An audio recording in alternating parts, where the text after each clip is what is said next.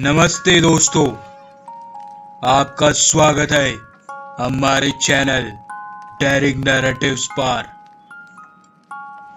तो दोस्तों, रोज की तरह आज भी हम आपके सामने एक नई कहानी लेकर आए हैं। एक समय की बात है, एक राजा था। वो बहुत ही दानी था। लोगों को दान देना वो अपना काम समझता था।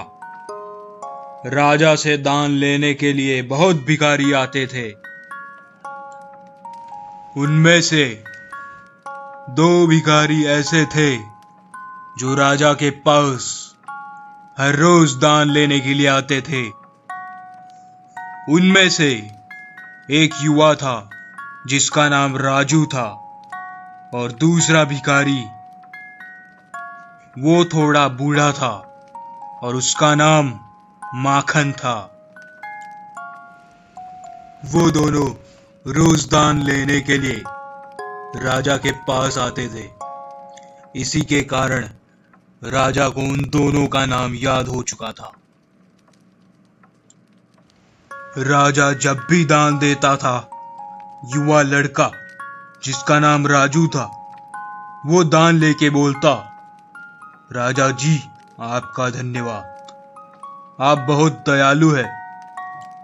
लेकिन जब भी बूढ़ा आदमी माखन राजा से दान लेता था तो वो परमात्मा को धन्यवाद करता, बोलता, आप महान हो परमात्मा, जो इस गरीब पर कृपा करते हो।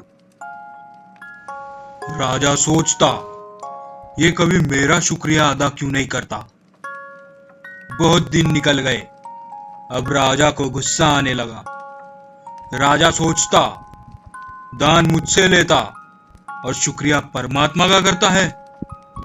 एक दिन गुस्से में आकर राजा ने उस बूढ़े आदमी से पूछा, दान मुझसे लेते हो तो मेरा शुक्रिया अदा करो, परमात्मा का नहीं।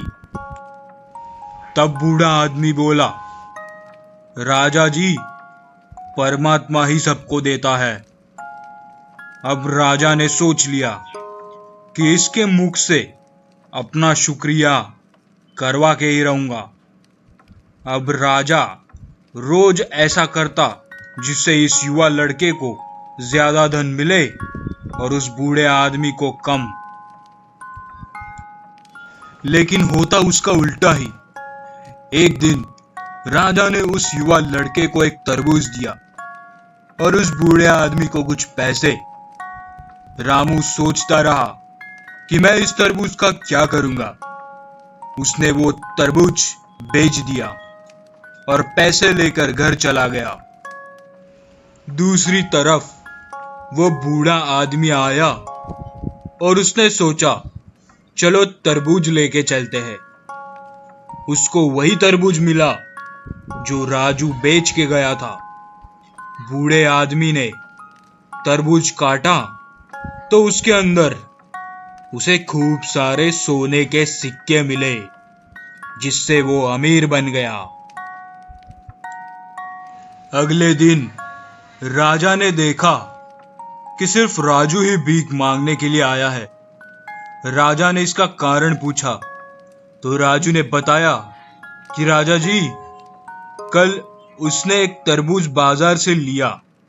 काटने पर उसको अंदर से सोने के खूब सारे सिक्के मिले, जिससे वो अमीर बन गया।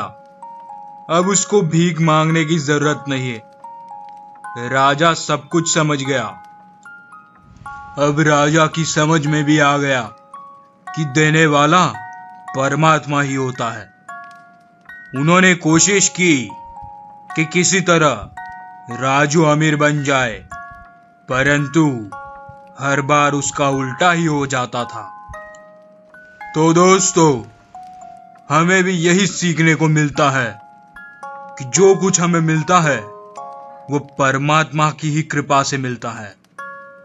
हमें उसका शुक्रिया अदा करना चाहिए, क्योंकि जो हमें मिला वो बहुतों को नहीं मिला।